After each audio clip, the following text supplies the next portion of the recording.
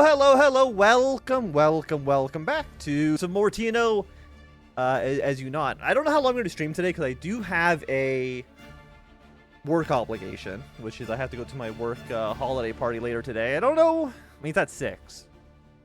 So maybe do like 2-3 hours. We'll kind of see. We'll see.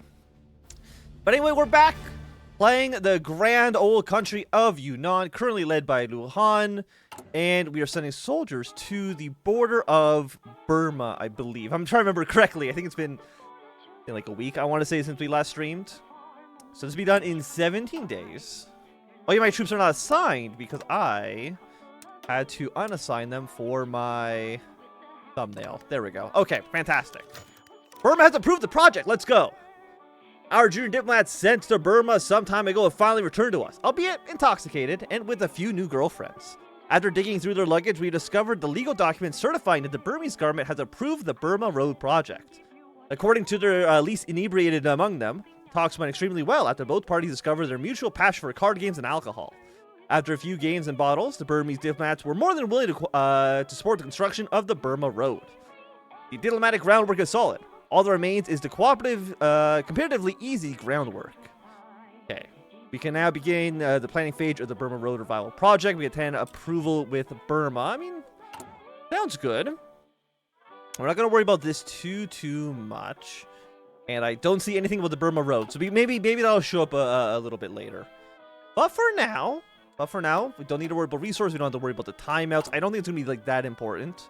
We are at negative 35 political powers. Like, that's not great, but I think we'll be like, what do we gain?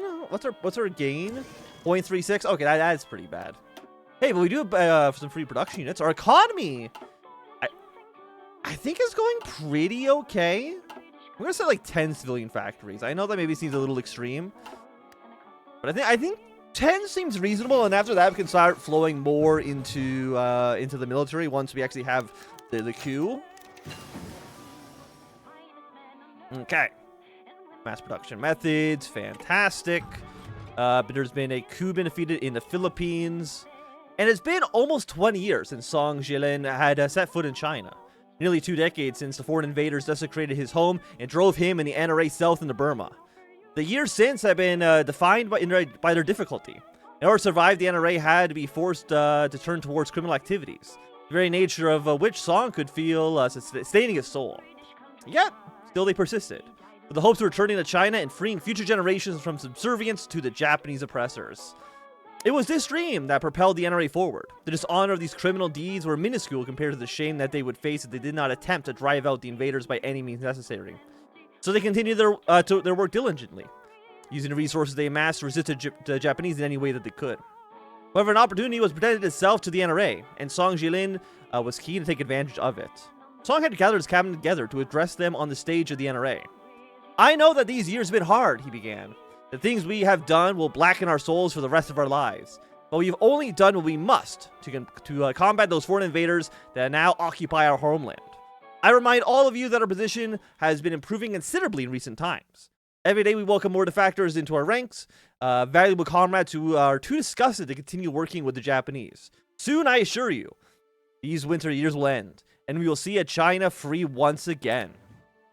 Don't know how likely that actually is, but we shall see. We sent troops to the border, and now we only have left is to deal with the NPA. We'll see how that goes. However, I'm doing pretty well. How are you doing, Famil? Okay. The state of the military. The problem with Yunnan is not the lack of valorous men. Even today, in the villages, the towns, the cities still hold men with the spirit of those who came before them, who fought countless invaders and will fight countless more with no loss of vigor. No. The problem is a lack of unifying spirit, a reason to fight, perhaps a lack of true leaders. The Yunnan soldier of today fights for no higher ideal than his next paycheck, and a Yunnan general does not even fight. He spends his day gleefully savoring the pleasures of his life with no concern for such mundane concepts as service or duty. It also certainly does not help that both Tokyo and Nanjing take an extremely dim view of arming the peripheral Chinese states any more than the bare minimum, but next to nothing for the police force or an armed guard. The army must fulfill all these roles with a fraction of material or manpower needed. Here, soldiers finds himself extorting poor peasants incapable of paying their taxes, shooting at unarmed partisans whose only crime was attempting to survive in a state that has made no room for them. And after a long day of such actions, listening to the broadcast of the broadcast extolling the virtues of the Pan-Asian cooperation and a new world order that China finds herself in. With their leaders and commanders-in-chief in such a pathetic state, it's no wonder the common soldiery feels no loyalty to their cause and no comradeship with their past. Lu Han's army continued to atrophy and rot, and one must wonder, is there any hope for the spirit of the glorious NRA 60th Corps to return? Perhaps not within this establishment. Where am I? I'm, Canada. An afternoon in Hanoi. The gate of friendship that met Guangxi from Vietnam was like a friend after all these years. A welcoming hand that guided him on the next stop in his journey, as it has done so for many others like him. It was unmistakable feeling for Chen, a communist who had made this trek many times, going between his infiltration cells in Yunnan and the remains of the part of Vietnam, and he had someone important to meet. It took place secluded in Hanoi, as Chen met three expected figures. Two generals, Chinese like him, a pair of familiar faces who greeted him warmly. But the third he knew with in a different manner. The taut and snowy figure of the leader of the Viet Minh, Vietnam's own united front against the Japanese, who was known as the most enlightened one, Ho Chi Minh. After a brief drink and exchanging of pleasantries, the General Yang Cheng-Wu turned to Chen as they all sat together. Now tell me, what information do you have from Yunnan? Well, things have definitely changed, Chen began. Long Yun has taken a lesser role in governing ever since the end of the war. He's had to share power with his cousin Lu Han, who now is recognized leader as far as Japan is concerned. Their main problem is bandits, though. The countryside is awash with them, both resistance networks and petty bandits seeking profit. Lu Han is at least attempting to deal with them, though for now they're still a significant thorn in his side. An opportunity, perhaps. Ho speaks plainly, yet intuitively, his experience practically raiding off of him in waves. If they cannot control their countryside, there are untold amounts of people they cannot control. If they can be made to lose more control of these people, they will not be able to truly control the land. He was a man full of wisdom, after all. It was no wonder that he had forged such a prominent movement here in Vietnam. Chen had to interject, however, perhaps, but something else to consider. From what I'm hearing, Lu Han is attempting to follow the model of the Nanjing government and trying to modernize the province, probably with Japan's help. Lots of new initiatives, new workers, maybe a way in. The three other men shared a look and smiled. He made a contribution to the cause, and that made Chen smile too. Under the shelter of friends, Mao's disciples' plan. I got to actually turn down my turn this down a little bit. No, I'm not Quebecois. I do not speak a word of French. All of my schooling, from grade 4 to grade 9, so like I don't even know what years those are. I'm so bad at remembering what year, how old you are when you're actually in school. So like 8 to 14-ish, they try to teach you French. They did not pick up on it at all. Okay, decision available. What do we want to do? I mean, the CCP has literally no strength. I guess we'll focus on the NPA. I mean, we'll click the buttons to see how that goes. I don't know if this literally matters at all in the long run, but we'll see. All men are brothers. With the shouts of the tax collector still swelling around his blood-filled ears, Wai bent down to rest. Ill-could picture in his mind's eye with the terror of the faces of those who warned him before his escape. He knew himself how ruthless they were. His debts had piled high, and the bailiffs would stop at nothing to seize what was owed. So Wei had decided to hold on to the last thing he could salvage, his own life. The brother's escape, which had followed, left his limbs aching, seized by acid. By now, the sharpness of the pain could be felt all across his body. It was so excruciating that he lay down on a bed of rocks as if it were an imperial mattress. Wei breathed, deep in, then sharply out. Slowly, the stillness of the air returned. It was something that he had not felt for too long. Now that much of the anxiety of his debt had now been cut loose, he could finally breathe. Somewhere along the road, the shadow of a man shimmered. He was not alone. More followed.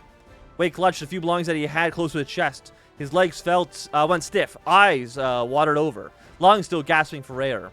It was already obvious how impossible it was for him to keep running. Eventually, they reached him. Wei heard the whispers creeping closer and attempted to beg them to let him live, but they were not interested. One pressed gently on his wounds, another lifted his head up from the cool rocks, and he surrendered to them completely. There's always peace for the persecuted. Okay. Again, we can't really do anything regarding resources. Like, what are we actually missing? We're missing, we have no steel. Do we actually have any natural resources in the country? Does Yunnan have anything? We have 60 tungsten, we have 22 steel. No. Wait, what are you? No, we have 22 aluminum.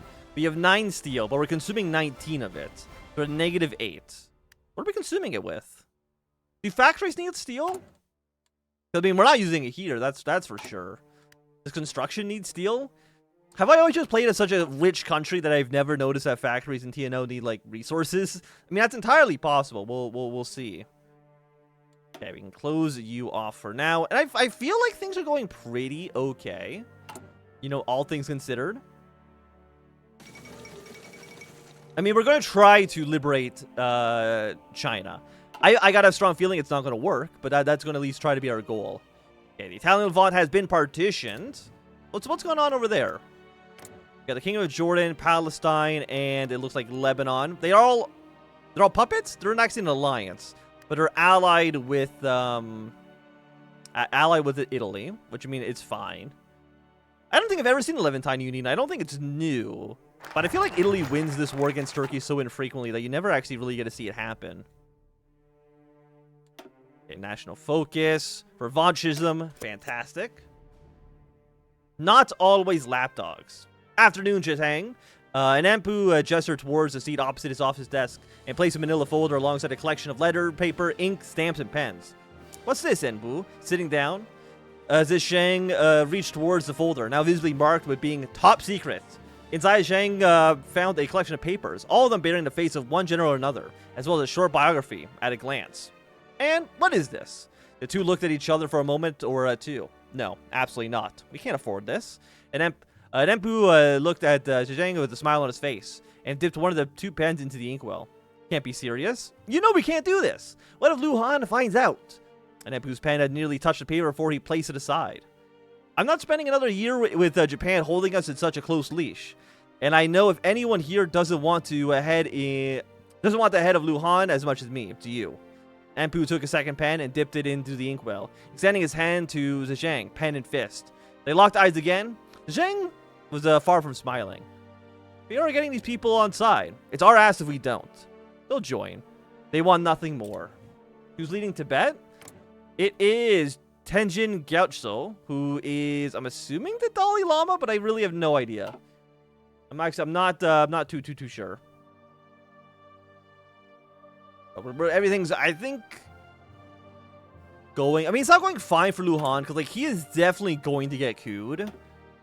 I just don't know when that is going to be. And again, we want to evict Yi Jingquin. I want to get him out of here. Okay, someone's fled from Paraguay. A lot of things we don't really care about. Like, again, Yunnan is very isolated. We're kind of just hanging out in our own little sphere. We don't need to worry about anyone else, right? Aside from, let's say, China, Burma, and, like, Japan, anything really outside of this region is not high on the concerns of the UNE's government, right? Like, it doesn't matter what even the US is doing, what Germany's doing, what's happening in Russia, even what's happening in India, really. Like, it doesn't affect what we're doing in any meaningful sense. Okay. Revanchism. Okay, so we'll start our next focus. Again, I don't think it matters which one we take. Does one of us help us out first? I mean, I guess we'll take and reactionary thought first. Seems okay. Patience. Lu Han was not a foolish man. While others might react rashly in anger and rage, he learned from his many years in the battlefield the value of calming down and only then acting. It was a skill that he had served him well, and it did so now. Because of the all-consuming fury he felt the moment that he learned that Zheng Zhexing and an Empu had secretly been working with the NPA movement, made him nearly order him to order execution on the spot. But that would have been a move of a fool, a tyrant, or a despot, none of which he was. After a few moments in a few deep breaths, the situation slowly resolved itself with greater clarity in his mind. Zheng Zhexin and Enpu were both invaluable assets to Yunnan, the former in the army and the latter in the civilian government. Unlike the other useless lumps that populated the halls of power, they were both diligent and hardworking. Finally, their own personal influences was more than considerable, and there would be a significant number of men who would greatly resent any action taken against them. Keep your friends close, but your enemies closer. Words whose wisdom would be proved many times over in the pages of history, and now would be proven again. Jiangnan could be a valuable source of information if they had been lulled into a false sense of security and observed. The spy who brought forward the information on their treachery was to be rewarded with a higher job, organizing this. As he sat back, all the details of the plan rapidly organizing themselves, one by one, the lower elements of the NPA conspiracy would be taken down, with the two highest ranks clueless. Then, when there was no one left but them, he would strike. After all, a bowl is only useful when it is empty. Okay, lost production. Again, we're broke, right? Like, I remember we had construction, but now we don't. I mean, our economy is just very much in flux. I'm gonna go like 5 on you. I think 5 seems okay. I mean, like 7 production units. So it's like, again, even if we had like high production unit, our grid power is not is not really where we want it to be, unfortunately. What are you? Oh, okay, that shows the percentages here. Fantastic. And if you can get this off my screen, thank you. Get out of here, okay? How's everybody else doing? A second uprising in Malay. Oh, looks like the Americans won. Good for them. I mean, that weakens Japan in some way. And yeah, we'll purge military too. Fantastic. I'm assuming some of our American viewers probably had their Thanksgiving recently. Like what, Thursday? I think it's Thursday is when Thanksgiving is. Mostly, I've seen a lot of people on Twitter talk about Snap freezing the UK kills hundreds. Damn. We lost more How we lose more production units? Like, we're poor, man. We're so broke. Okay. What do you think about current politics? I don't know. It's crazy, I guess. I don't know. Like, that's not really why we're here. Please answer. Look, you don't need my opinion, man. Please, I need you to know. I need to know.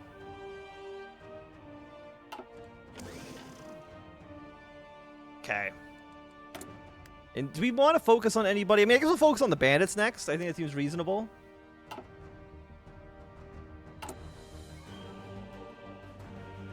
Turns interacting. Who's getting strengths right now? If it's just the NPA, that's actually fine. No, the NPA is actually losing it. The NRA is getting more, which is also okay. Hey! Okay, the Japanese market has completely collapsed. Which I am A-okay with. Chat keeps disconnecting and reconnecting. I don't think the stream's crashing because my internet's not going down. I think it's just I think just my Twitch chat's kind of broken, which I think is fine. So as long as the stream is still up, which I believe it is, we should be good. Leaning towards the NDP if I could vote. I'll probably vote for the NDP. I'm not voting for the Liberals. Window possibility. It was, of course, inevitable. The world that Japan built so industrially over the past few decades had been raised on the most unstable foundations of all, the blood and bones of millions of their enemies. When the news of USADA crisis hit Yunnan, one man knew what it truly meant and smiled. That did not mean everything was solved, however. Long Yun had also knew perfectly well that it was in no position to do anything at all. With no man and no movement, Japan's weakness could offer a million opportunities without a single one of them ending up useful. Sitting at his desk alone on the late evening, he considered slowly and carefully all of his options. Even after 20 years of kowtowing and licking the Japanese boots, the reorganized republic still lacked their trust. They were, after all, traitors both to their comrades and to their countries. And though the Japanese were the ones who installed them in power, they knew well the dangers of trusting a band of turncoats. The reorganized republic had allowed some 50,000 men of its own for its own self-preservation, and that was it. Yunnan's army, on its own, numbered nearly enough to trounce them if it was used properly. Liu Han could, at this moment, cement his name in China's history as the champion of the people, if only he. But it was pointless to dwell on the onlys and what ifs. It was possible that his cousin would wake up to his senses and remember his duty, his honor as a Yi. it was also possible, and unfortunately probable, that he would remain blinded by the idea of serving the Nanjing government, and more drastic actions would have to be taken. One thing was sure, however, Japan's New World Order was collapsing around its feet, and sooner or later, someone would have to take that opportunity. Have you invaded Japan yet? Unfortunately, no. Unfortunately, it has not happened. What was my Guangdong playthrough? It did. I don't remember. I think it got corrupted when the game updated one time, and I banned it. I will go back to play Guangdong eventually, because I've heard it's some of the best content in the mod. So I will go back to play it at some point in the future. Yeah, I think to say it broke. But I will also say that at least right now is going to be a good time for us to end this episode. If you enjoyed, thumbs up. Not doing it, thumb down. You want to see more subscribing?